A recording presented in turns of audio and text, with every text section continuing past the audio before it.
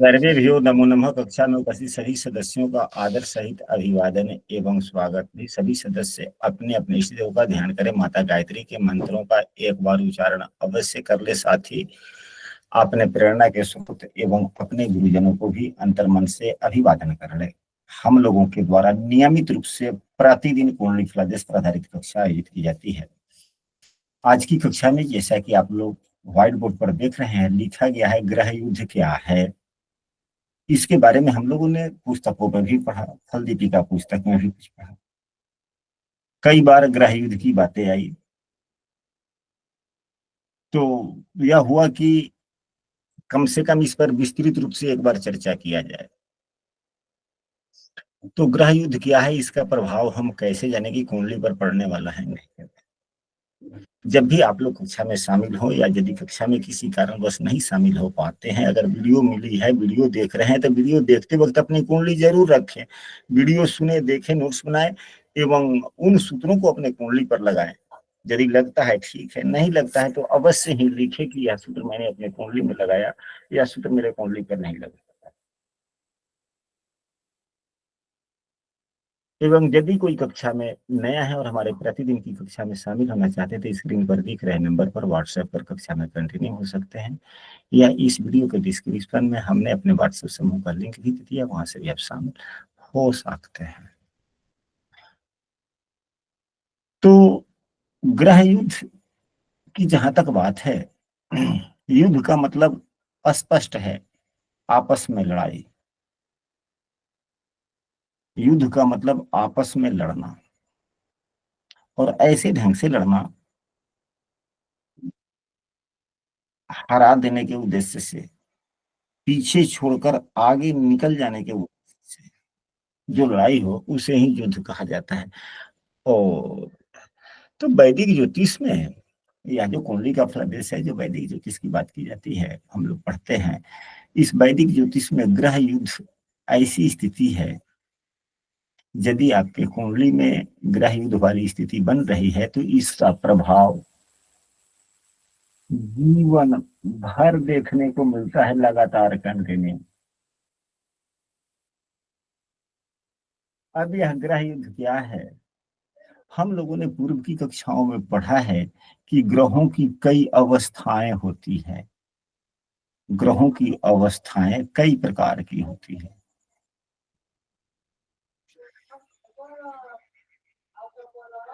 उसी अवस्था में एक यह भी है कि ग्रह युद्ध में पराजित ग्रह, पराजित ग्रह, जब युद्ध होगा तो एक पराजित होगा, एक विजयी होगा निश्चित रूप से। तो ग्रह युद्ध में पराजित ग्रह को खल ग्रह भी कहा गया है। जिस कुंडली में जिस कुंडली में ग्रह युद्ध की स्थिति बनती हो, तो हम सबों को फलादेश में सावधानी बरतनी चाहिए। अब यहाँ पर दो बातें हो जाती है।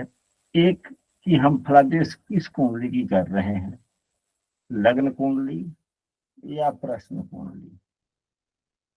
सामान्यतः यह तो कुंडली फलादेश की कक्षा है, परंतु सामान्यतः वे सभी नियम जो लग्न कुंडली पे लगाए जाते हैं, सामान्यतः उसी प्रकार से प्रश्न कुंडली की भी फलादेश उसी प्रकार से किया जाता है। अंतर कुछ नहीं है।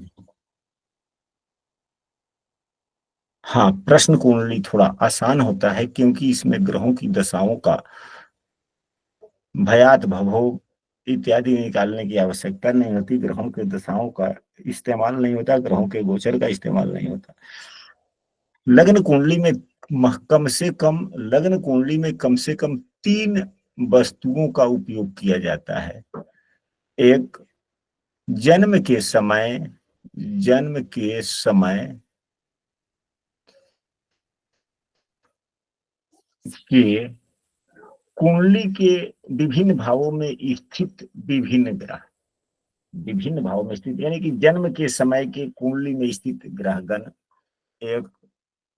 दूसरा, फलादेश करते समय का गोचर। फलादेश करते समय का गोचर कि कौन से ग्रह आपके किस भाव में अभी गोचर कर रहे हैं वो। तीसरा, वर्तमान में चल रही अंतरदशा। अंतरदशा महत्वपूर्ण भूमिका निभाता है। हालांकि प्रत्यंतर सूक्ष्म सभी अपने अपने फल देते हैं।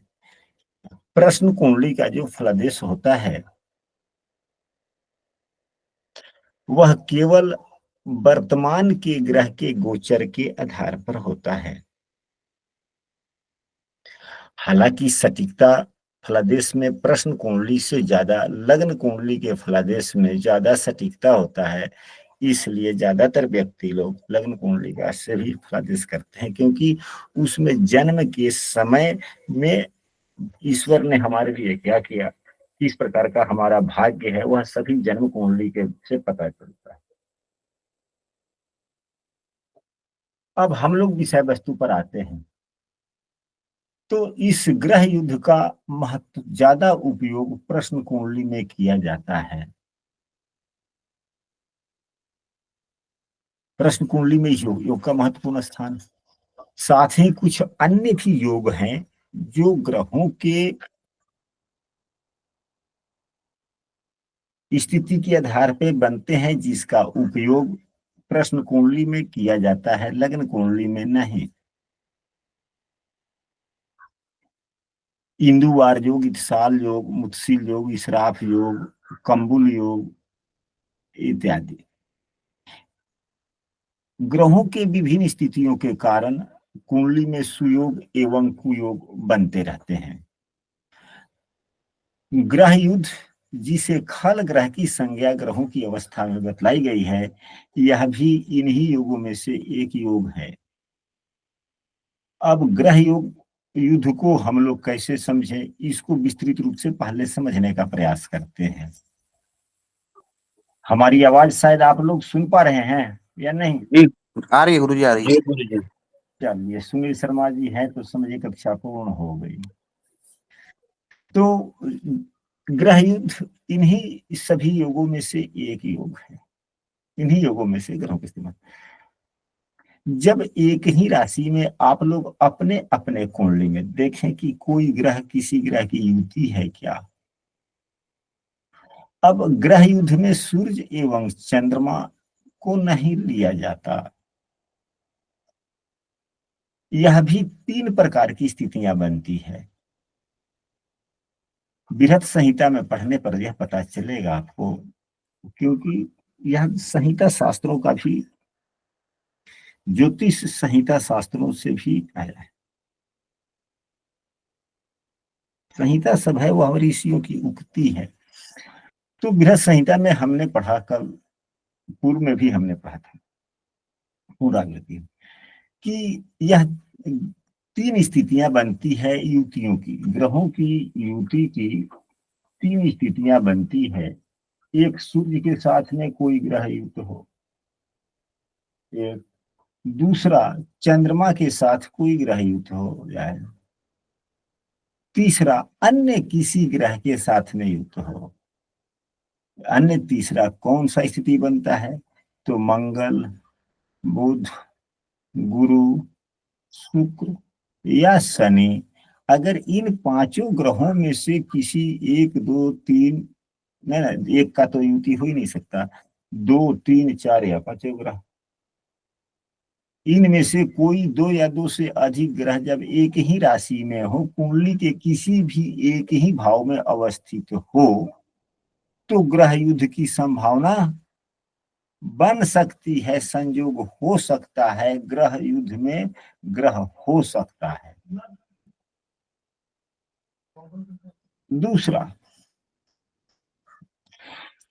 सूर्य के साथ जब किसी भी ग्रह की युति होती है, चाहे वह चंद्रमा से युक्त हो, मंगल, बुध, गुरु, शुक्र, शनि किसी से युक्त हो, तो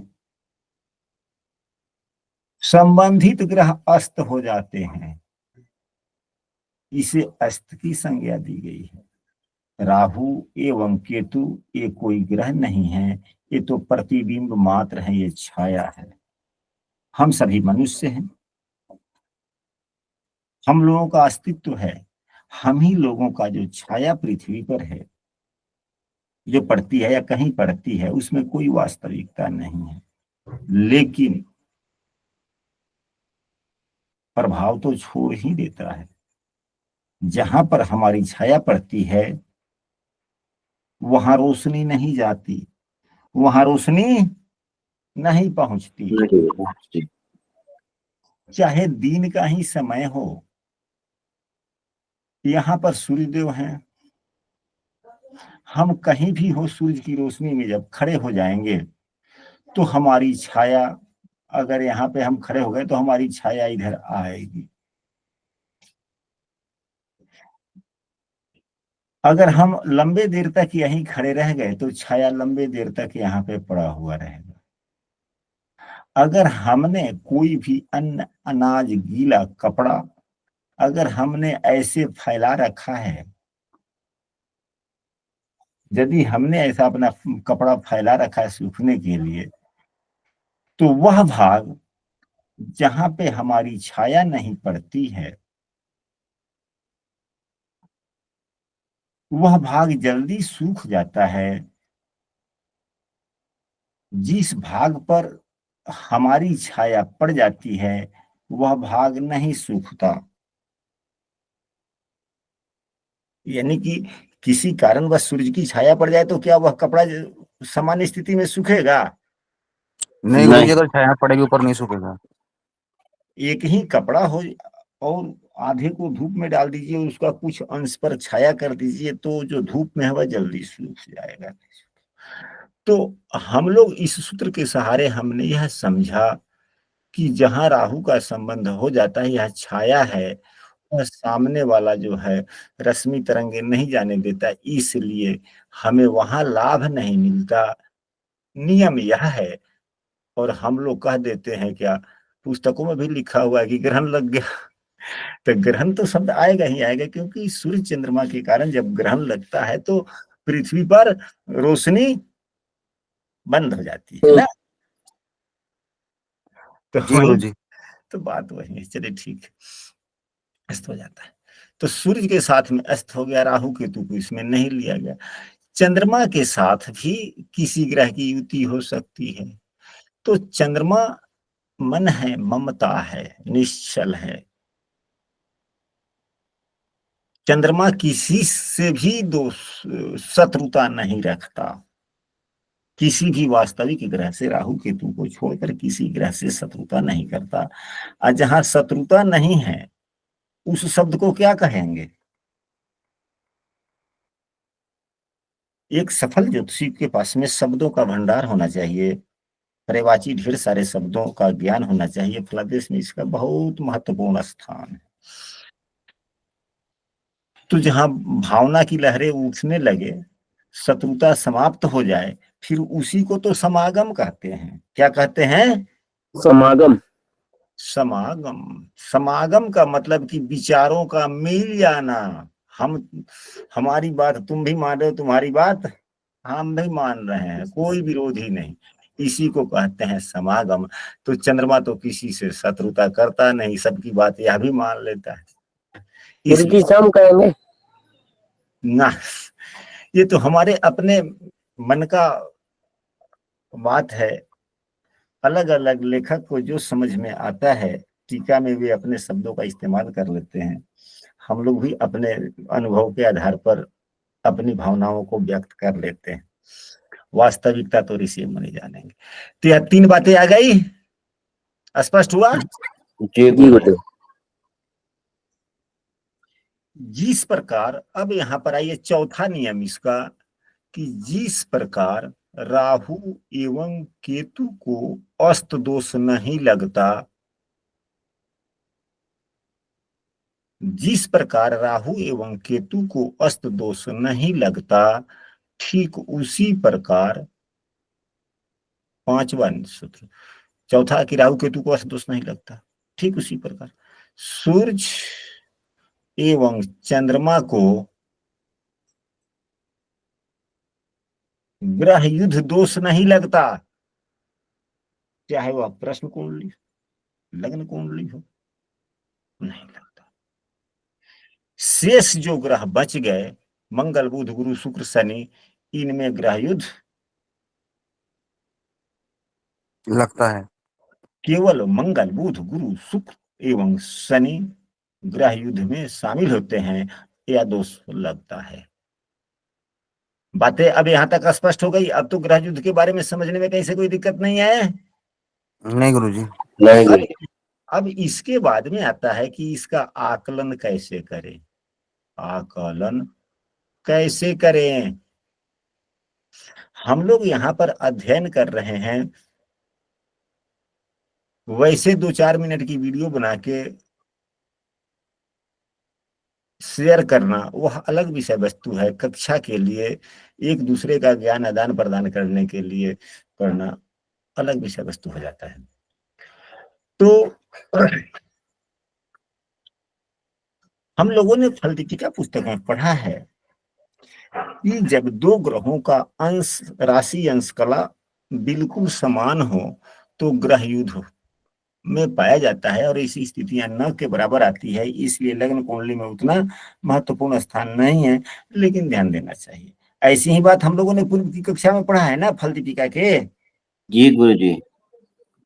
पुस्तक के पन्ना पर पढ़े थे हम लोग। तो इसका उपयोग प्रश्न कुंडली में भी होता है। प्रश्न कुंडली में इसका महत्वपूर्ण योगदान है। तो इसका प्रश्न कुंडली में हम लोग कैसे देखें उसमें, क्योंकि यह बेसिक की कक्षा है, फल दीपिका पुस्तक की कक्षा है, और इसी पुस्तक के आधार पर आप प्रश्न कुंडली भी बना के फलादेश कर सकते हैं, इसलिए जानना जरूरी। तो जब दो ग्रहों का अंशात्मक मान, यदि कोई ग्रह, मान लिया कि यहीं पे कोई भी राशि हो, 7 नंबर की राशि हो, यहाँ पे मंगल है, बुध है, शुक्र है, 3 वो ग्रह हमने लिख लिया। तो जब एक ही भाव में 2 या 2 से अधिक ग्रह हैं तो ग्रह युद्ध हो सकता है। आकलन कैसे कर ले? तो जब किसी भी 2 ग्रहों का अंशात्मक मान, हमारे बाबा का कहना है, पुस्तकों में भी वर्णित है कि जब काफी करीब हो, जब काफी करीब हो। काफी करीब हो, जिस 2 ग्रहों का अंशात्मक मान काफी करीब हो तो ग्रह युद्ध माना जाता है।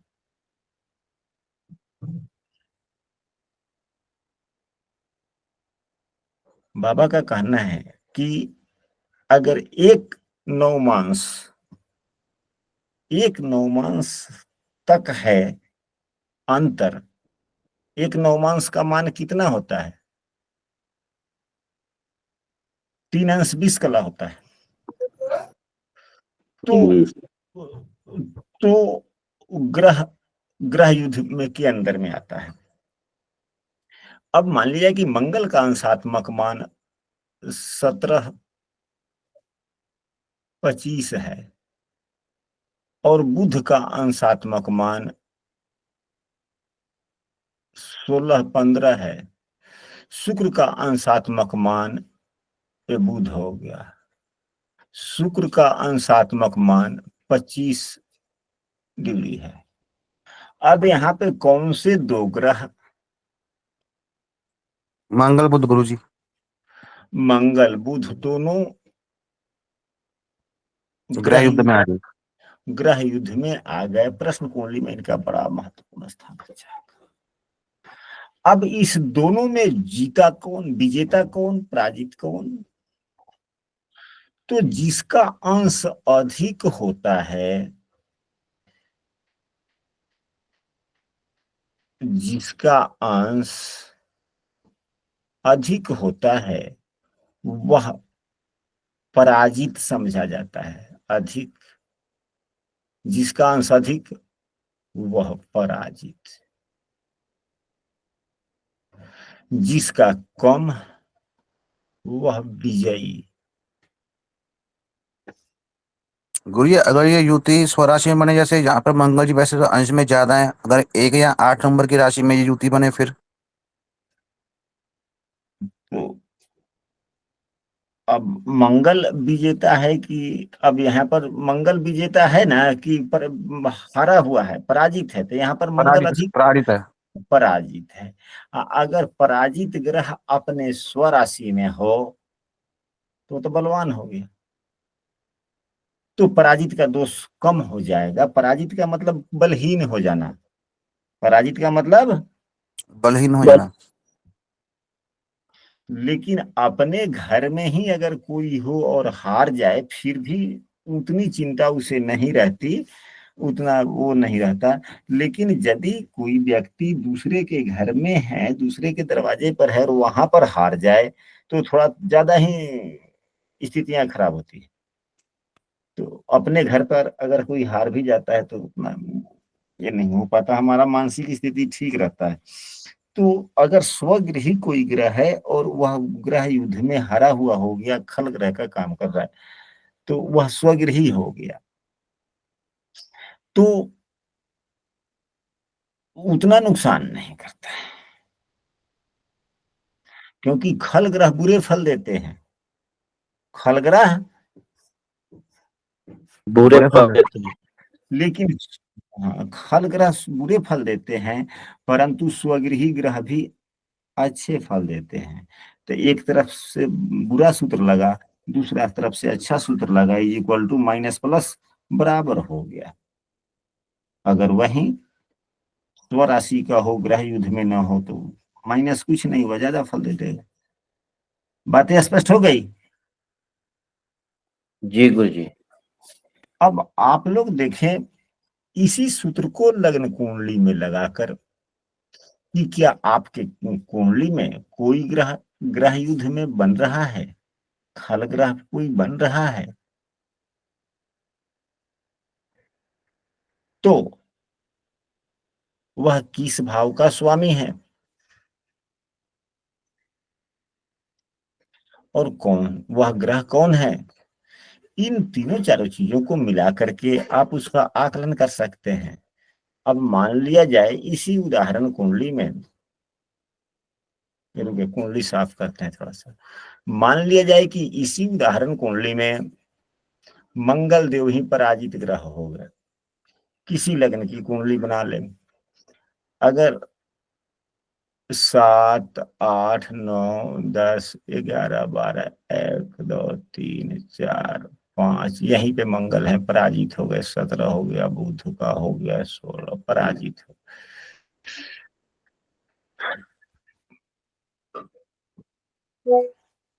नहीं, क्या हुआ, 7 8 9 10 11 12 1 2 3 4 5 6 हो गया। जब मंगल ग्रह की दशा जब चलेगी, दशा अंतर दशा जब भी चलेगा, तो समस्याओं का सामना करना पड़ेगा। अब यह किस भाव के स्वामी है,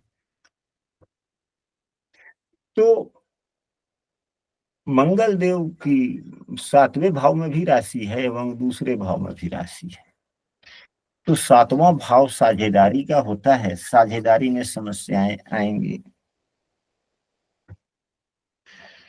कहाँ समस्या आएगी, साझेदारी में समस्या आएगी एवं दूसरे भाव से संबंधित समस्याएं आएगा।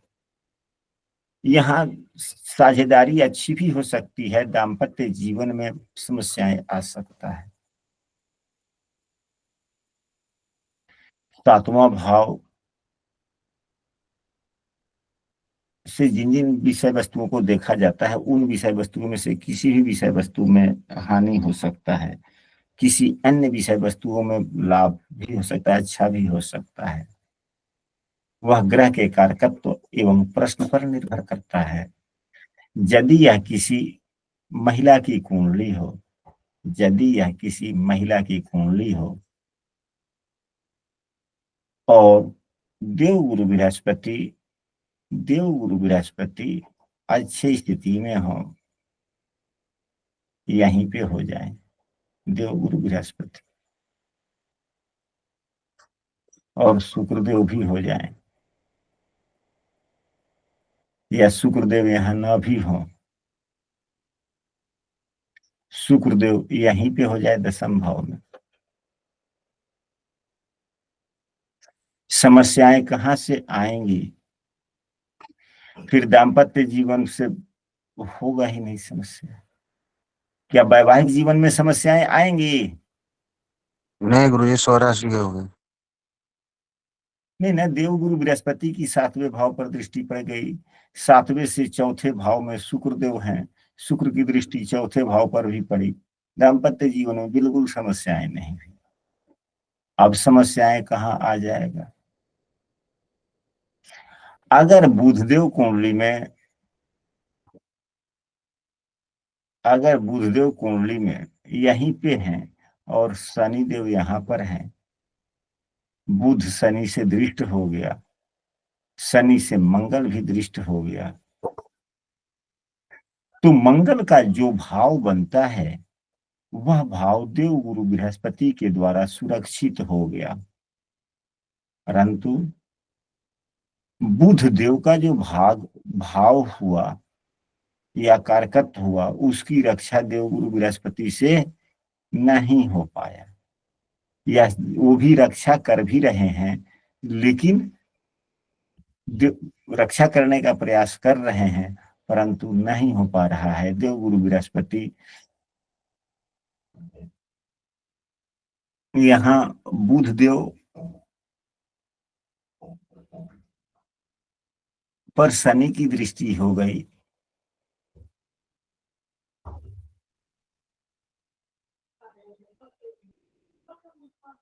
एवं बुध देव और मंगल देव में आपस में शत्रुता भी है। मंगल देव दूसरे भाव के भी स्वामी हैं। दूसरे भाव के कारक बुध देव बनते हैं वाणी के। वाणी वाले भाव पर देवगुरु बृहस्पति की दृष्टि नहीं है, एवं बुध शनि से दृष्ट भी है, जो वाणी का कारक होता है। समस्याएं कहां से आ जाएंगी? व्यक्ति के वार्तालाप के कारण, वाणी के कारण आए दिन समस्याएं होता रहेगा। संघर्ष का सामना।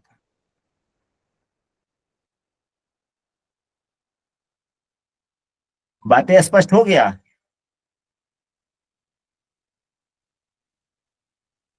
कि जो ग्रह ग्रह युद्ध में पराजित हो गया, वह ग्रह अगर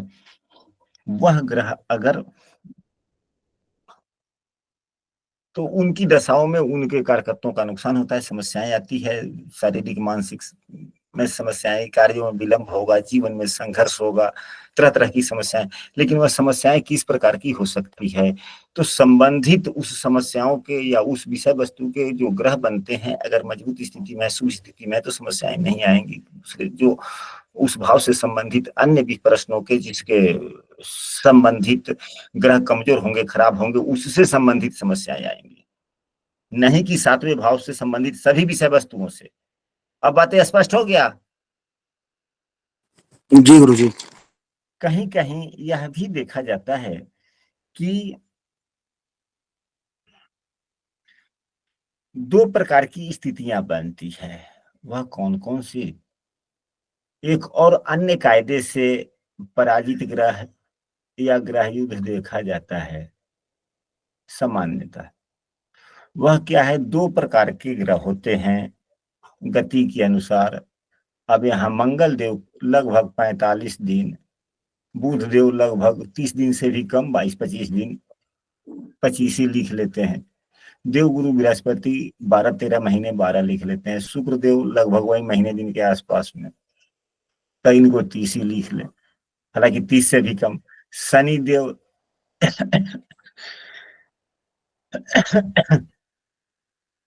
यह माह हो गया, और यह भी 30 माह। तो अब यहाँ पर किसी भी 2 ग्रहों की युति हम बना लेते हैं। अगर मान लिया जाए 2 प्रकार के ग्रह हो गए, एक की गति तीव्र, एक की गति मंद, एक शीघ्रगामी ग्रह, दूसरा मंदगामी ग्रह। दो ग्रह की युति हो गई, अगर बुध एवं गुरु की युति हो गई तो यहां पर शीघ्रगामी ग्रह बुधदेव हो गए, मंदगामी ग्रह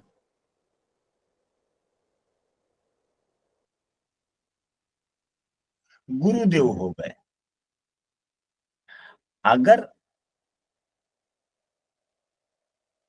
शीघ्रगामी ग्रह, अब बुधदेव शीघ्रगामी है, गुरुदेव मंदगामी है, अगर गुरुदेव से अंशात्मक मान, अगर गुरु का अंशात्मक मान 17 है और बुध का अंशात्मक मान 18 है, तो इस नियम से मंदगामी ग्रह पराजित हो गया, शीघ्रगामी ग्रह विजयी हो गया। अगर प्रश्न कुंडली में इस प्रकार की युति बन रही है और व्यवसाय से संबंधित प्रश्न है, तो व्यवसाय के कारक ग्रह बुधदेव हैं, जो मंदगामी ग्रह से आगे हैं, तो प्रश्न का फल क्या हो गया? अच्छा हो गया, शुभ हुआ। अब बातें स्पष्ट हुई कि और डीपली जाना पड़ेगा?